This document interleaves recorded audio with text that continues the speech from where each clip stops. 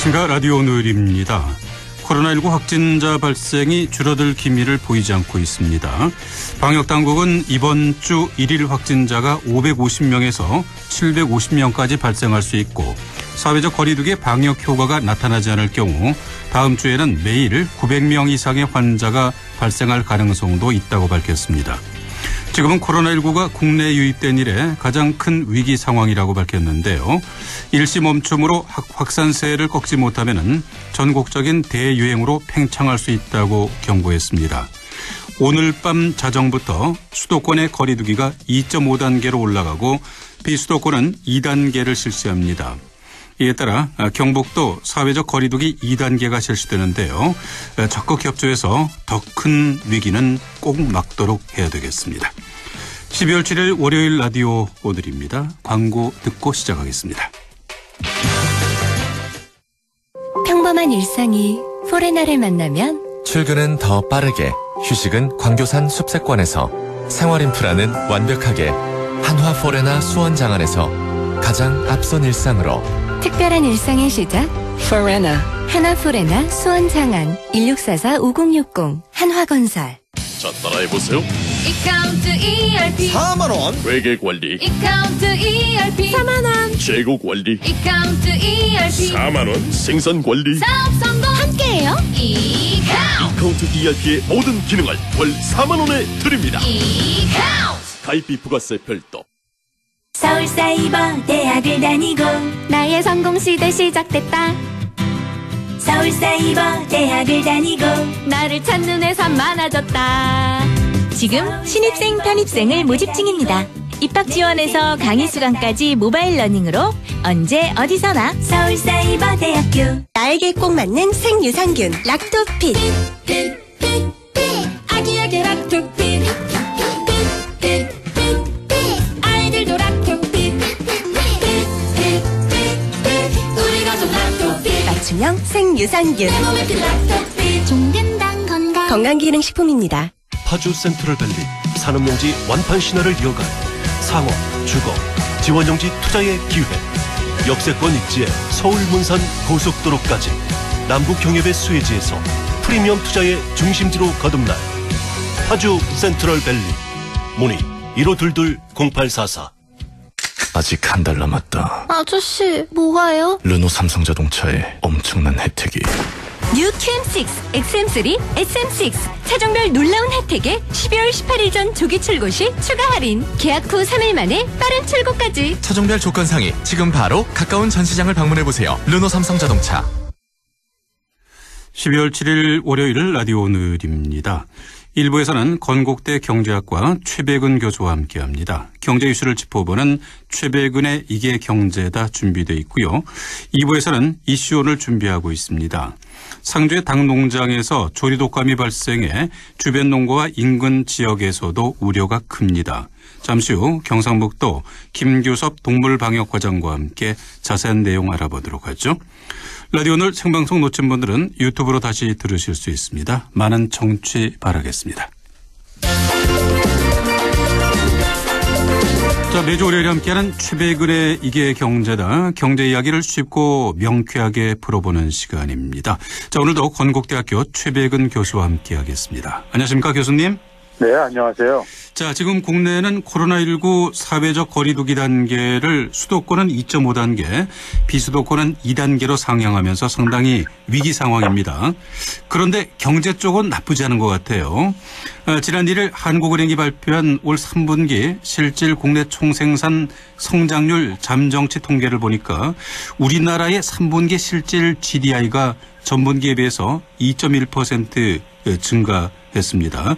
2009년 3분기 이후 최고라고 하는데요. 어떻게 이렇게 좋게 나오고 있는 걸까요? 예, 그렇습니다. 지금 우리가 이 팬데믹이 굉장히 지금 대유행하는 상황에서 경제는 지금 우리가 상반기와 달리 경제는 경제대로 지금 돌아가고 있는 것 같습니다. 경제까지 포기를 하게 되면은 너무 힘들다 보니까는 이제 상반기 때는 이제 그러니까는 막 봉쇄, 차단, 자가격리하면서 경제에 이제 타격을 입혔는데요. 네. 근데 이제 그 코로나로 인해 가지고 경제 활동까지 안 하게 되면 더 힘들다 보니까는 경제 활동은 가능한 한 어쨌든 간에 유지를 하려고 하는 이런 모습들이 전 세계에서 사실 확인되고 있는데요.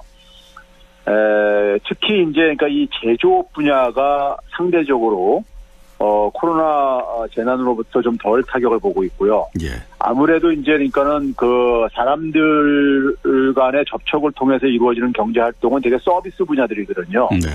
근데 제조업은 아무래도 이제 공장에서 생산해가지고 상품만 보내면 되고 그러다 보니까는 제조업이 좀 그나마 지금 이 경제를 좀 이끌고 있고요.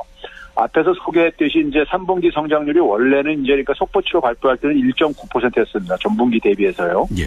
근데 이것을 2.1%로 그러니까 0.2%포인트 상향 조정을 했거든요. 이게 이제 11년 만에 최고라고 하지만은 사실은 뭐 기저 효과도 있습니다. 2분기에 워낙 이제 그러니까 우리가 마이너스 3.2%를 기록했었기 때문에 예. 앞에 분기가 안 좋았기 때문에 그런 것도 있고요.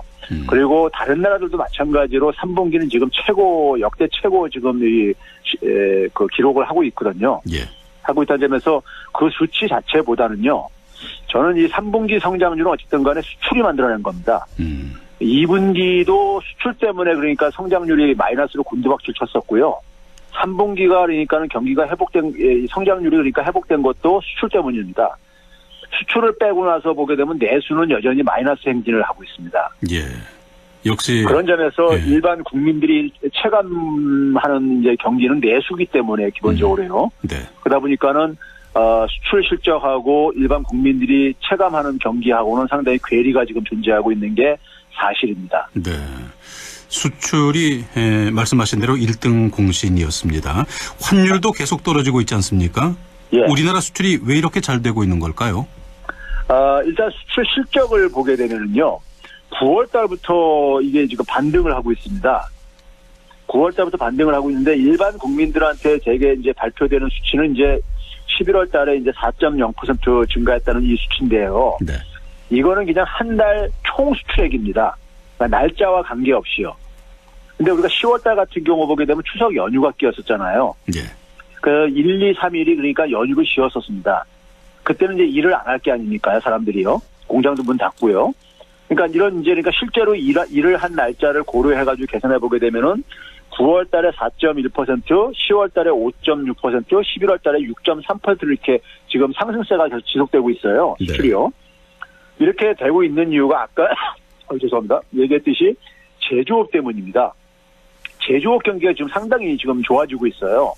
이건 우리나라만이 아니라 전 세계 주요 국가들이 다 지금 이렇게 제조업 경기가 좋게 좋아지고 있습니다. 예. 몇몇 나라는 일본만 지금 약간 아직 좀 덜 회복이 됐는데 뭐 미국, 중국, 유럽 다 지금 심지어 아세안 국가들도 많이 지금 제조업 경기가 회복되고 있는데 이 이유는 기본적으로 이 코로나 재난 때문에 경제 활동을 그동안에 그러니까 굉장히 억압하다가 이제 경제 활동을 재개하고 봉쇄도 풀고 오르면서 이게 이제 그러니까 경기가 살아나고 또 이제 억압받았던 소비가 좀 살아나면서 그러니까는 제조업 경기가 좀 살아나고 있는 것입니다. 네.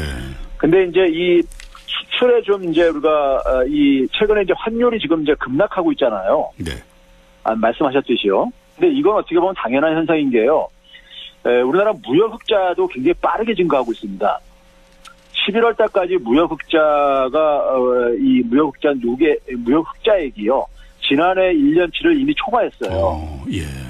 그러니까 무역 흑자라는 것은 기본적으로 달러를 벌어들인 거잖아요. 그렇죠. 그러니까 달러가 국내 유입되니까 아무래도 달러 값은 떨어질 수밖에 없고요. 그리고 상대적으로 한국 경제가 괜찮다는 이러한 평가 속에서 외국인들 자본이 그러니까는 이 금융시장에도 굉장히 많이 들어오고 있습니다. 예. 그러니까 최근에 이제 주식시장이라든가 뭐 채권시장도 마찬가지고요. 외국인들의 그러니까 그 돈들이 우리나라 증권 투자에 굉장히 많이 유입되다 보니까 그것도 달러를 이제 가격을 하락시키는 요인으로 작용을 하고 있고요. 네. 그래서 이제 그러니까 환율이 하락하는 것은 어떻게 보게 되면은 한국 경제에 대한 좀 이제 이 괜찮은 인식이 반영된 걸로 이렇게 해석하면 되겠습니다. 네. 코로나로 인해서 K-방역이라는 말이 나올 정도로 우리나라의 이미지가 상당히 좋아졌잖아요. 예. 이런 점도 수출에 영향을 미쳤을까요? 예, 그 부분이 최근에 수출이 올해 이제 이 하반기에 수출 개선에서 달라진 점 중에 하나가 바로 그 부분입니다. 예를 들어서 이제 우리나라 이제 수출을 했을 때 과거에는 가격을 가능한 한 낮춰가지고 가격 경쟁력으로 되게 수출을 많이 끌어올리고 그랬었는데요. 예. 최근에는 보게 되면 수출 단가라는 게 있습니다. 수출 단가라는 게 일반인들이 생각할 때 단가 하게 되면 하나당 그러니까는 가격을 이제 의미하듯이요. 네. 수출 상품 하나당 그러니까는 그 가격을 이제 수출 단가라고 하는데 이게 8월 달부터 지금 이게 계속해서 증가세를 유지하고 있는데요. 11월 달에는 15.1%나 증가했습니다. 네. 이 얘기는 뭐냐면은 우리나라 상품들을 가격을 제값을 받고 지금 팔고 있다는 얘기인 겁니다. 그러니까 우리가 주로 이제 유럽의 명품 같은 경우 보게 되면은 상품 가격을 낮추지 않아도 잘 팔리듯이요. 예. 팔리듯이 우리나라 상품에 대한 신뢰도가 굉장히 증가했는데요. 이걸 주도하는 게 말씀하셨듯이 K방역이나 K뷰티하고 관련돼 있습니다. 예. 그래서 그 대표적인 게 보게 되면 이제 바이오 헬스 같은 경우가요. 바이오 헬스가 지난해까지만 하더라도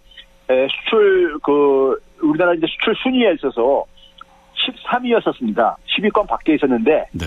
바이오 헬스가 9위로 안으로 껑충 뛰어 들어왔어요. 그러니까 우리나라 이제 의료기기 장비에 대해서 굉장히 그러니까는 지금 신뢰를 얻다 보니까는 예. 의료기기의 수출 단가가 한 80% 이상이나 뛸 정도로요. 굉장히 그러니까는 품질에 대해서 그러니까는 이 신뢰도가 증가한 거죠. 상승한 거죠. 예. 거기다가 이제 화장품 같은 경우도 보게 되면은 작년에 그러니까 19위였었는데 이게 16위로 뛰어 올랐고요. 네. 이건 이제 그러니까 우리나라 이제 소위 말해서 한류라든가 이런 걸로 인해 가지고 한국에 대한 이미지가 개선되면서 나타난 하나의 현상인데요. 여기서 한 가지 중요한 건 뭐냐면은 이들 산업들이요. 대개 우리가 그동안에 우리나라 수출을 주도했던 것은 대기업이었었거든요. 예. 근데 이 산업들은 중소기업 중심의 산업들입니다.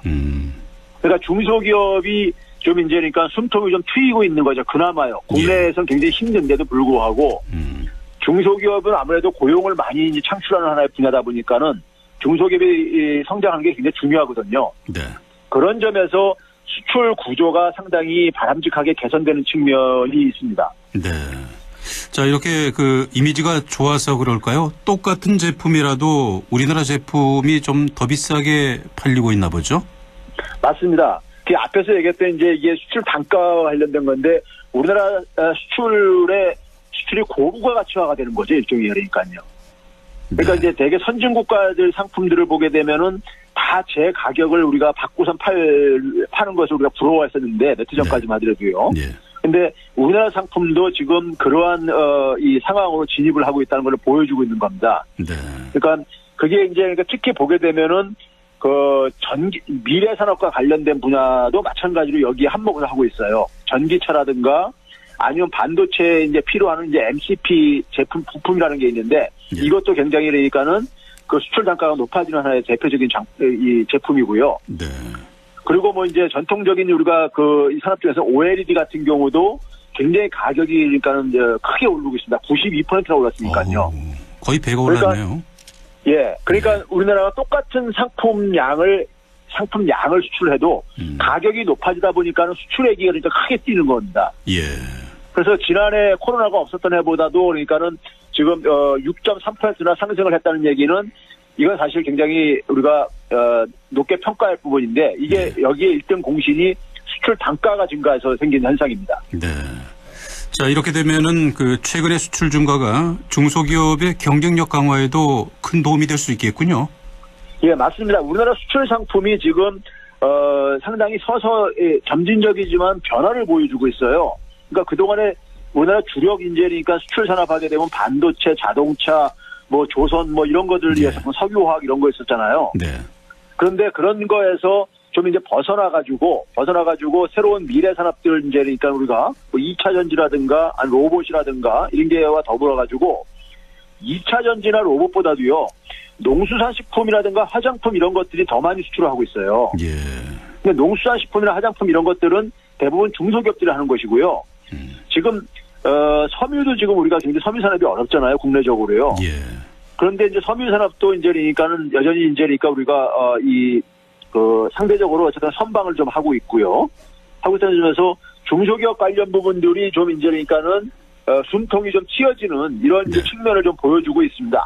아직은 그렇게 이제 그 좀 미미한 수준이지만은 네. 그래도 작년보다 나아지고 있다는 점을 좀 이제 평가할 만한 것 같습니다. 네.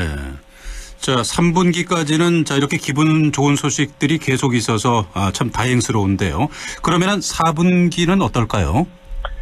4분기를 우리가 이제 좀 이제 엿볼 수 있는 하나의 대표적인 지표가 지난주에 또 하나 발표된 게 제조업 구매 관리자 지수라는 게 있어요. 예. PMI라고 해가지고요.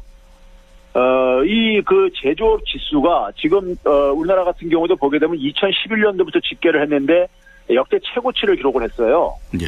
제조업 그 구매 관리 지수가요. 제조업 구매 관리 지수는 청취자를 위해서 잠깐 설명드리면요. 네. 기업체에 있는 구매 담당자한테 예를 들어서 구매부장 같은 경우 있잖아요. 기업에 네. 보게 되면요. 네. 구매부장들을 대상으로 설문조사를 하는 겁니다. 지금 당신네 기업에 지금 생산량이 얼마나 되고 재고는 얼마나 있고 뭐 고용은 어떻게 지금 상태고 그다음에 이제 지금 물건을 출하하는 건 어느 정도로 출하하고 있고 그다음에 신규 주문은 얼마나 있냐 이런 것들을 이제 주로 이제 그 조사해가지고 이제 내는 건데요. 50 이상이면 이제 그러니까 제조업 경기가 이제 그러니까 팽창 국면으로 접어드는 거고 50 네. 미만이면 나빠지는 걸로 이제 그러니까 우리가 얘기를 하는데요.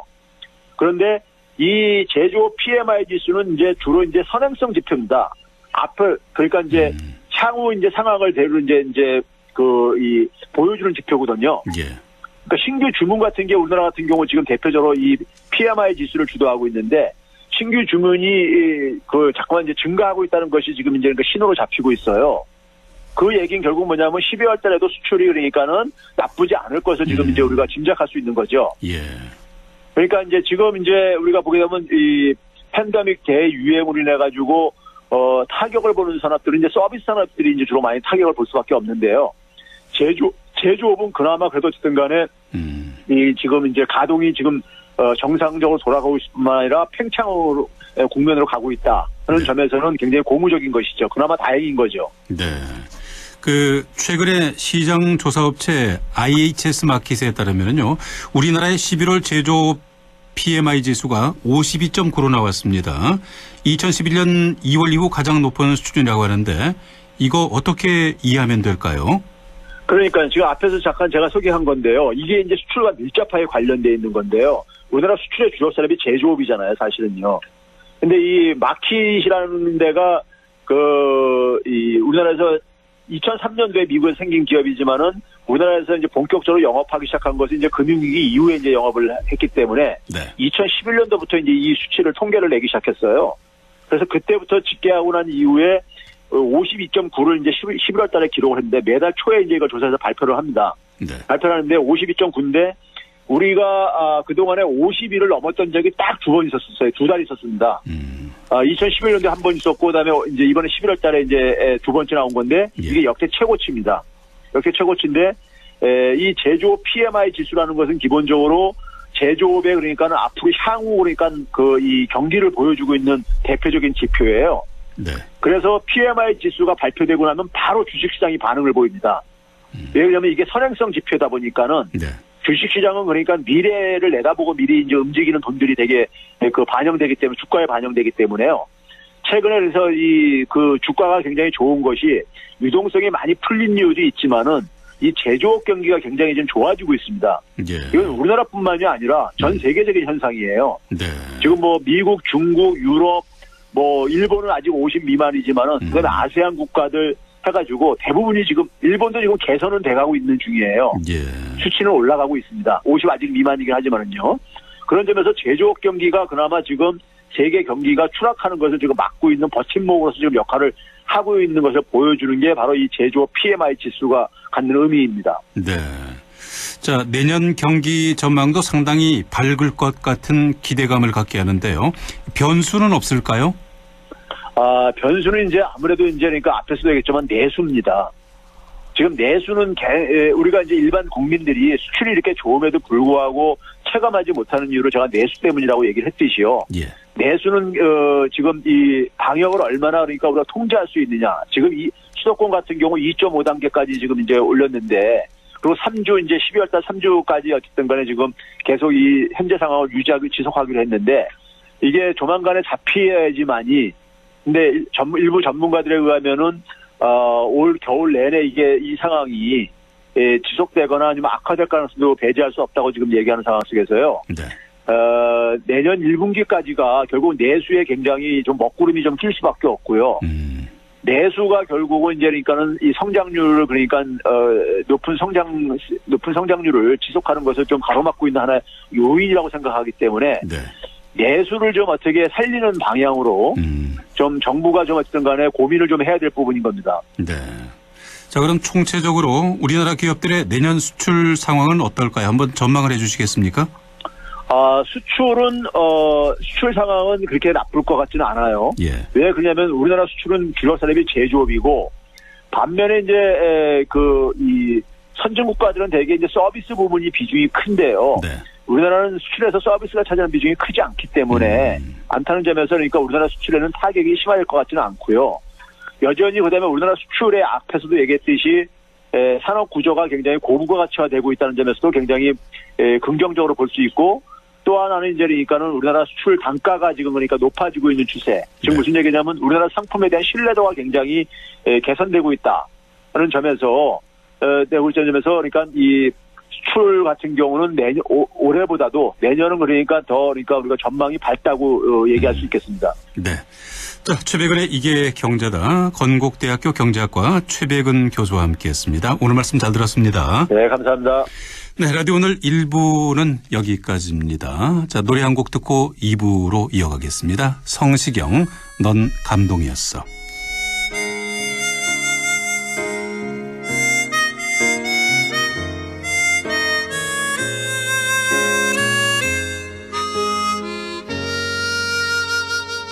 미련하게 아무도 모를 것 같아 태어난 척 지내왔어. 너 떠나버린 뒤 달았대. 어설픈 나의 눈빛은 행복했던 지난 날의 나와 너무 달라서 이별했음을 느낄 수밖에. 너와 나 정말 그때는 좋았었나 봐. 나 화낼 줄도 몰라.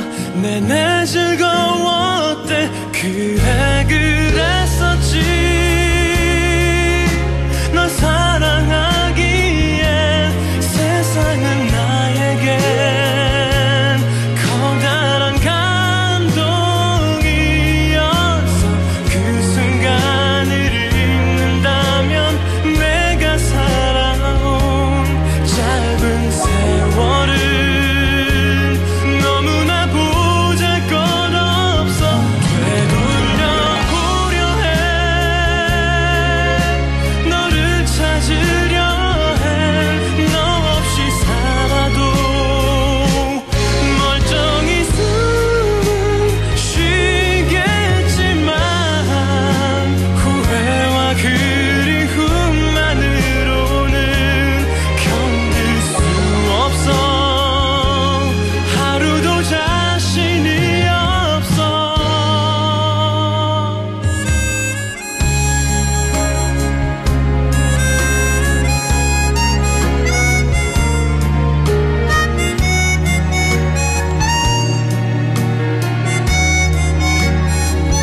초라했대. 어설픈 나의 눈빛은 행복했던 지난 날의 나와 너무 달라서 이별했음을 느낄 수밖에.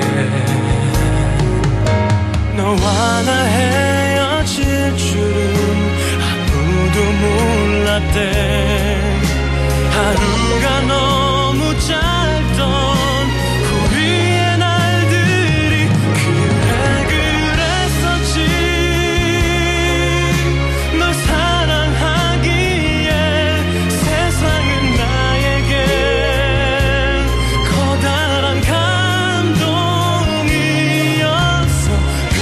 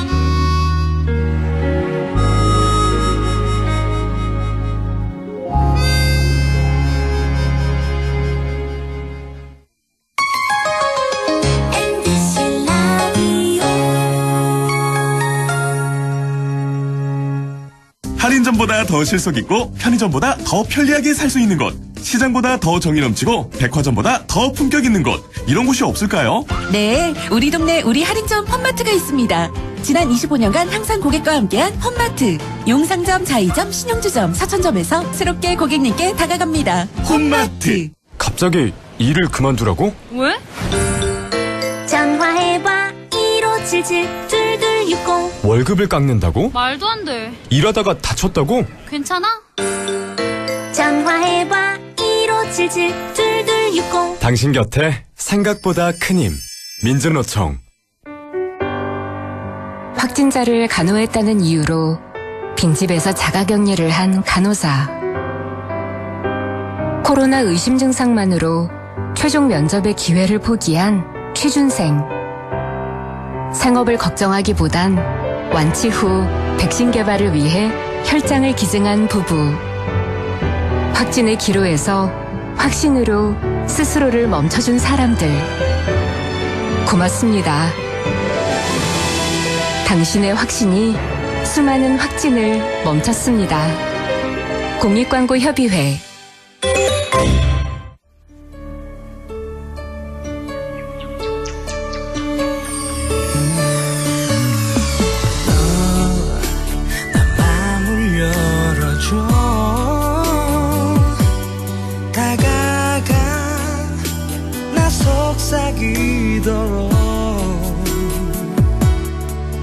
언제나 내 생각으로 행복해야 해요.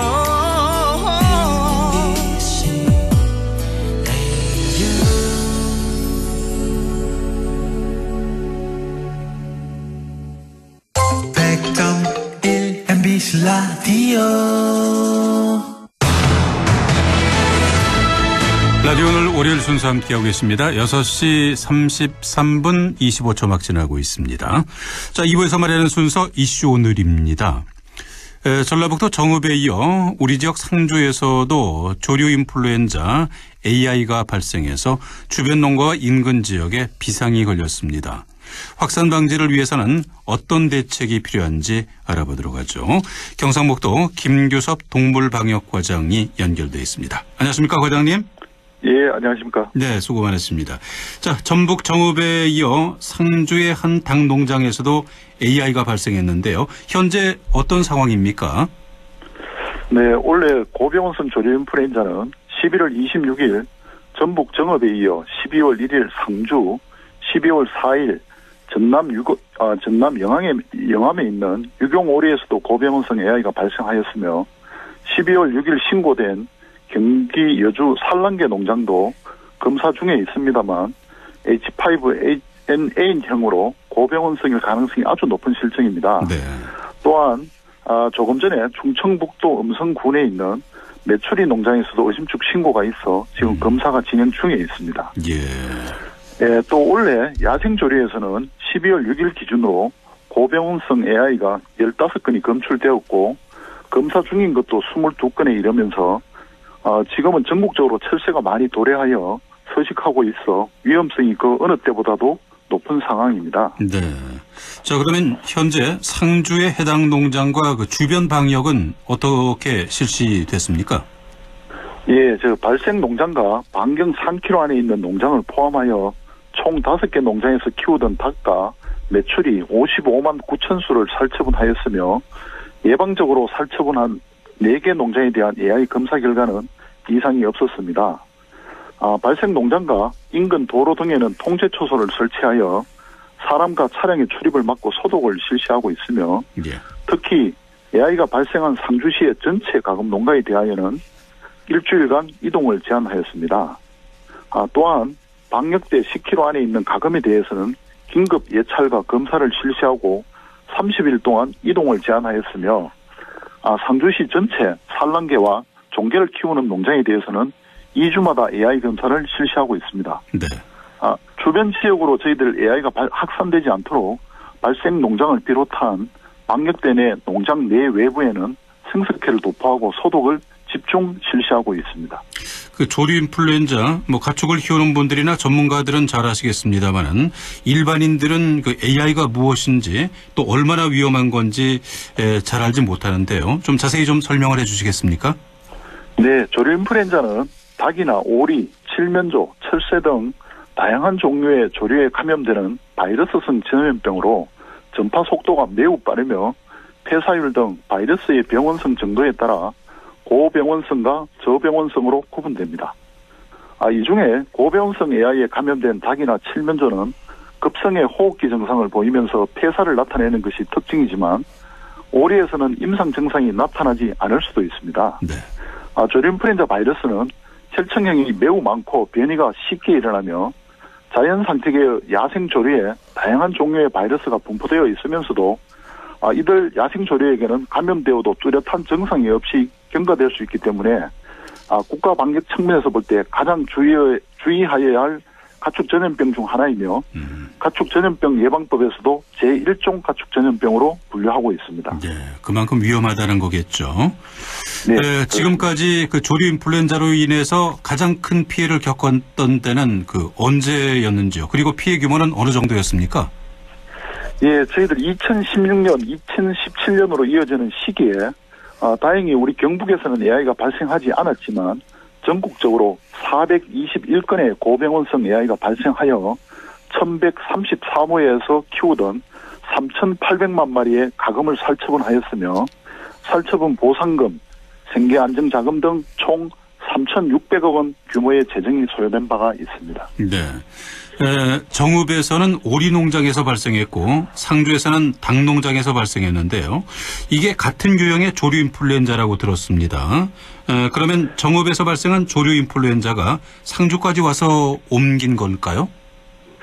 금년에 발생한 고병원성 AI 바이러스는 H5N8형으로 보통 고병원성 AI는 겨울을 나기 위해 우리나라로 날아오는 철새에 의해서 바이러스가 유입되고 감염되는 것이 일반적입니다. 또 바이러스에 오염된 사람이나 차량이 농장으로 바이러스를 옮기거나 철새가 직접 농장으로 날아들어 전파를 시킬 수도 있고 다른 야생동물이 전파를 시킬 수도 있습니다. 그 외에도 다양한 경로로 감염이 일어날 수 있을 것으로 생각되지만 정확한 감염 원인은 자세한 역학조사 결과가 나와야 알 수 있을 것으로 보입니다. 네, 이 주변의 다른 도시에도 닭이나 오리 농장이 적지 않은데요. 확산되지 않도록 막는 게 무엇보다 중요할 것 같습니다. 현재 방역 대책은 어떻게 세우고 있습니까? 네, 아까도 제가 말씀드렸지만 발생 지역에 대해서는 일단 30일간 이동을 통제하면서 사육하고는 가금에 대해서 임상 예찰과 검사를 강화하고 일제 소독 등 방역 관리를 철저히 하고 있습니다. 또한 도내 가금 농장 전체에 대하여 사람과 차량의 출입을 최소화하고 야생 조류의 개사 출입을 막기 위해서 방조망을 설치한다든지 농장 방역 시설을 정비하면서 농장 입구와 축사 둘레에 생석회를 도포하고 매일 축사 소독을 실시하고 농장 출입 차량은 철저히 소독하고 있으며 모든 가금 농장에 대해 임상 예찰과 검사를 강화하고 있습니다. 네. 또한 가금 농장의 방사 사육을 금지하고 축산인 모임과 철새도래지 방문을 자제하도록 하고 가금 입식 전에 반드시 신고하도록 하고 있으며 출하하는 모든 가금류는 출하 전에 AI 검사를 실시하고 있습니다. 예. 또한 저희들 도내 가금류 전체 사육 농장에는 농장 하나당 시군 공무원 1명을 담당관으로 지정하여 현장 점검과 예찰을 12월 9일부터 실시할 계획입니다. 네. 철저하게 막는다고 하지만은 만에 하나 뚫리게 될 수도 있을 텐데요. 그런 경우에 대한 대비도 필요하지 않을까요? 네, 저희들 우리 도에서는 추가 발생에 대비하여 발생 시에 신속하게 오염원을 제거할 수 있도록 시군별로 살처분 동원 인력 편성과 해당 인원들에 대한 인체 감염 예방 교육 이수 여부와 독감 백신 접종 여부 등을 점검하고 농장별로 매몰지 사전 준비 여부도 체크하고 있습니다. 네. 또 발생 시군인 상주를 중심으로 연접한 시군들에 대해서도 축산 차량 통제 초소를 추가 설치하여 수평 전파 차단에도 만전을 기하고 있습니다. 예전에 보면은요, 중국에서는 인명 피해도 있었다고 하던데 사람에게도 전염이 되는 겁니까? 네, 우리나라에서는 아직까지 감염 사례가 보고된 바 없습니다만 세계보건기구 자료에 따르면은 중국 등 일부 국가에서 인체 감염 사례가 보고된 바는 있으나 이번에 발생한 H5N8형에서는 감염 사례가 없었습니다. 네.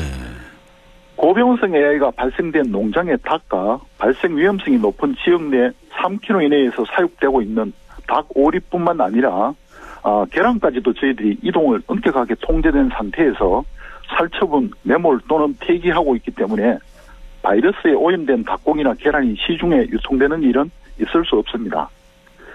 또한 시중에 공급되는 닭고기나 오리고기는 도축장 출하 전에 AI 검사를 실시하고 있으며 도축장에서도 저희들 검사 공무원이 생체 검사, 해체 검사 등을 하고 있어 안심하고 드셔도 됩니다. 그러므로 우리나라에서 생산되는 닭, 오리고기나 계란 등은 안전하므로 안심하고 드셔도 됩니다. 네. 자, 이 상주 인근 시군과 축산농가에 또 전하고 싶은 말씀 있으면 한 말씀 해주시죠. 네, 원래는 야생조류에서 고병원성 AI가 폭발적으로 검출되고 있습니다. 축산인뿐만 아니라 일반 시민들께서도 낚시나 산책을 위한 철새 도래지 방문을 자제하여 주시고 특히 가금류 사육 농장주께서는 농장 진입로와 주변에 생석회 벨트를 구축하고 농장 마당을 매일 청소 소독, 축사 출입 시마다 장화가라 신기 및 손 소독을 준수해 주시고 축사 내부를 매일 소독하는 등 4단계 소독 조치를 철저히 준수해 주시길 당부드립니다. 네, 오늘 말씀 잘 들었습니다. 감사합니다. 네, 감사합니다. 네, 지금까지 경상북도 김교섭 동물방역과장과 함께 AI에 관한 얘기 나눠봤습니다. 자, 노래 한 곡 듣고 이어가겠습니다. 박보람입니다. 해화동.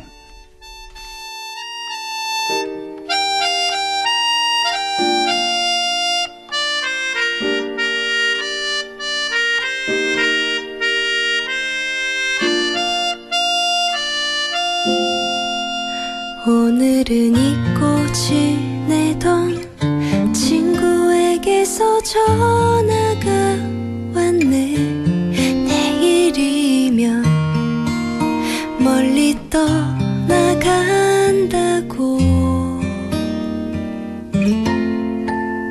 어릴 적 함께 뛰놀던 골목길에서 만나자 하네.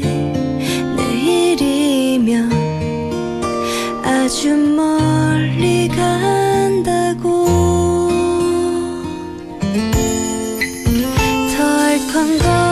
덜컹거리는 전철을 타고 찾아가는 그 길. 우린 얼마나 많은 것을 잊고 살아가는지. 어릴 적 넓게만 보이던 좁은 골목길에 다정한 옛 친구 나를 반겨 달려오는데.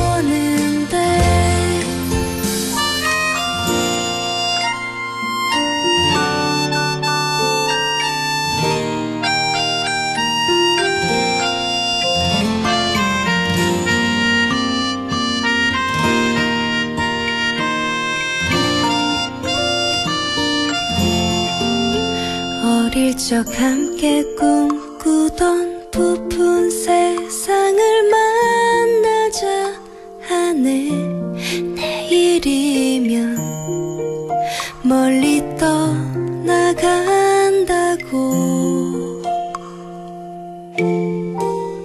언젠간 돌아오는 날 활짝 웃으며 만나자 하네. 내일이면 아주 멀리 간다고. 덜컹거리는 전철을 타고 찾아가는 그 길. 우린 얼마나 많은 것을 잊고 살아가는지. 어릴 적 넓게만 보이던 좁은 골목길에 다정한 옛 친구 나를 반겨 달려오는데.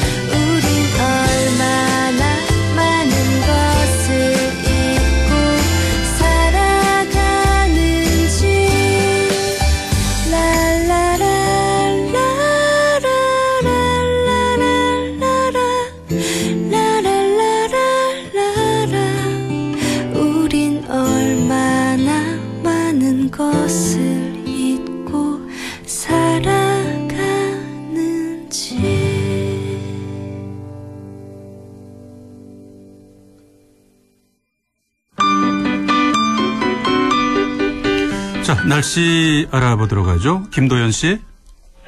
네, 우리 지역 날씨입니다. 오늘은 추위가 심하고 1년 중에 가장 눈이 많이 내린다는 절기 대설입니다. 하지만 눈다운 눈 대신 먼지 소식이 있는데요. 다른 지역은 정상이지만 현재 세제곱미터당 문경이 87 그리고 상주가 83 마이크로그램으로 대기질이 나쁨으로 나와 있습니다. 하지만 바람이 계속해서 밀어내고 있기 때문에 오늘 밤에 회복할 것으로 예상됩니다. 내일은 대부분 보통 수준으로 대기질 걱정은 하지 않으셔도 되겠습니다. 하지만 점차 북서쪽에서 찬 공기가 밀려오면서 오늘 밤부터는 기온도 급격하게 낮아지겠습니다. 내일 아침에는 찬바람과 함께 다시 영하권으로 기온이 뚝 떨어지면서 날씨가 많이 추워지겠습니다. 모레 수요일에는 아침 기온이 영하 8도 정도 나와 있고요. 이후에는 점차 기온이 조금씩 오릅니다. 영하권의 매서운 추위는 목요일과 금요일 사이 잠시 주춤하겠고요. 따뜻한 옷차림으로 체온 관리 신경 쓰셔야겠습니다. 한편 대기의 건조함은 나날이 심해지고 있습니다. 요즘처럼 찬바람이 불거나 건조한 날씨에는 또 안구 건조증이 심해지는데요. 실내 온도를 18도에서 22도 정도로 유지하시고 또 가습기를 이용해서 실내 습도 60%로 맞추면 도움이 되고요. 권장 음식도 있습니다. 연어와 참치가 좋다고 하는데요. 비타민 A가 눈의 피로 해소를 돕고 또 붉은 살에 있는 아스타크산틴이라는 성분은 혈액순환에도 도움이 됩니다. 눈을 밝게 해준다는 뜻의 결명차도 비타민 A, 비타민 C와 카로틴까지 풍부한데요. 시력 증진과 시신경을 강화하는 효과까지 더해져서 안구 건조증 예방에도 큰 도움이 되겠습니다. 그리고 또 건조하기 때문에 찌릿찌릿하는 정전기도 자주 접하실 것 같습니다. 아주 짧은 순간 전류가 흘러서 큰 피해는 없지만 미세한 전류라도 건강에는 좋지 않기 때문에 주의가 필요합니다. 정전기 발생에 치명적일 수 있는 컴퓨터 같은 가전제품은 식초를 조금 적신 부드러운 천으로 닦아주면 효과가 있고요. 또 의류의 경우에는 니트류와 폴리에스테르에서 발생하기 때문에 되도록 면으로 된 재질의 옷을 입는 것도 한 방법이 되겠습니다. 차 문을 여닫거나 철제문 손잡이에서 정전기가 자주 발생한다면 동전이나 열쇠 같은 것으로 미리 손잡이를 살짝 건드려주는 것도 효과적입니다. 내일 기온입니다. 안동이 아침 영하 4도 나와 있고요. 한낮에 6도 예상됩니다. 청주는 아침 영하 2도에서 한낮에 6도, 그리고 영양은 아침 영하 7도, 한낮 6도 나와 있습니다. 영주, 봉화, 문경, 예천, 청송은 아침 영하 5도, 한낮에 5도 예상되고요. 의성은 아침 영하 5도, 한낮에 7도 예상됩니다. 청주 현재 기온은 어제와 같은 5도, 체감 온도는 3도, 습도는 53%입니다. 날씨였습니다.